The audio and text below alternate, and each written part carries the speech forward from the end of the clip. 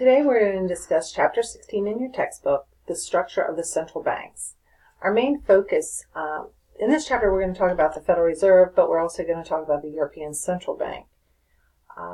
But my main focus for the next couple of weeks is the Federal Reserve system, how it's developed, what it's made up of, and really dissect it to the point that you will be very comfortable and see how it actually affects our economy.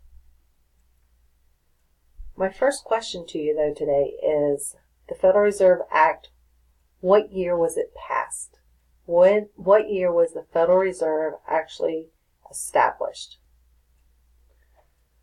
The Federal Reserve was established in 1913, and it is composed of three branches which all overlap in responsibilities. They do this in a way so that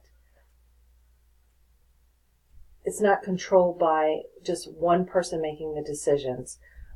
It's built up of boards and people from all different aspects of life to make sure that the decisions that are made are the best for our country and our economy. The Federal Reserve banks are in 12 regions. They're called 12 regional Federal Reserve banks, and they are all over the United States. And one of your assignments was to figure out which Federal Reserve bank you personally deal with. So my next question would be, which bank do you deal with, meaning your Federal Reserve Bank? Which one is the one that your bank is primarily deals with?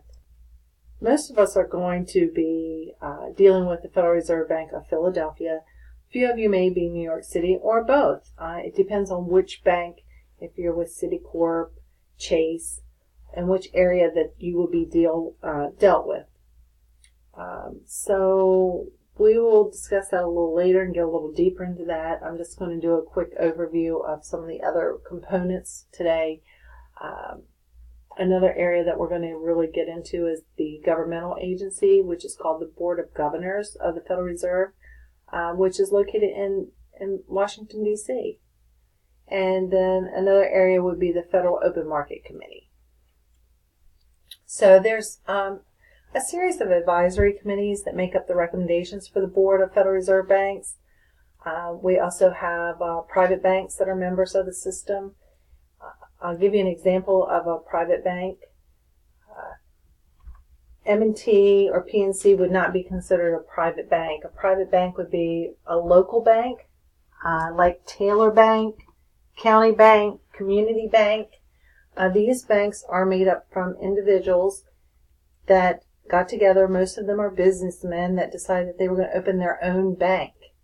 And they work very hard to get other people, other businesses, other wealthier individuals to invest in their bank and to get it started. We're going to spend a whole day just diving into how private banks become in existence and what are the mandates that are required of them to make sure that the people that invest their money, the people that put their money in, the savers and the borrowers, that the money's going to be there for them in the future. So we will talk about that later, but that would be an example of a private bank. A little bit more, the whole structure of Federal Reserve, it's very complex. It's very,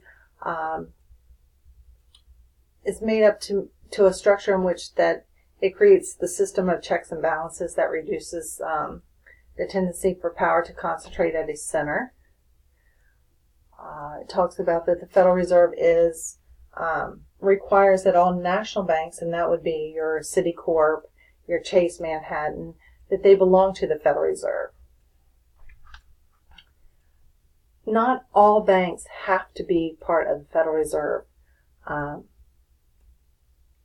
And that is another whole topic in itself, but we will discuss that later. One of our largest Federal Reserve banks, is of New York.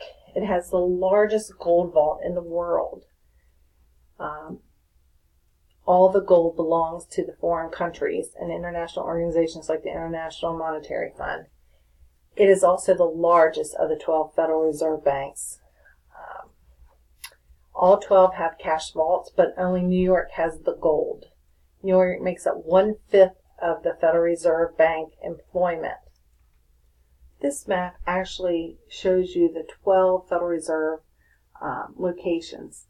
Boston, New York, Philadelphia, Richmond, Atlanta, Dallas, Kansas City, San Francisco, Minneapolis, Chicago, St. Louis, and Cleveland. My next question is, why is there only one in San Francisco compared to multiples in the East Coast?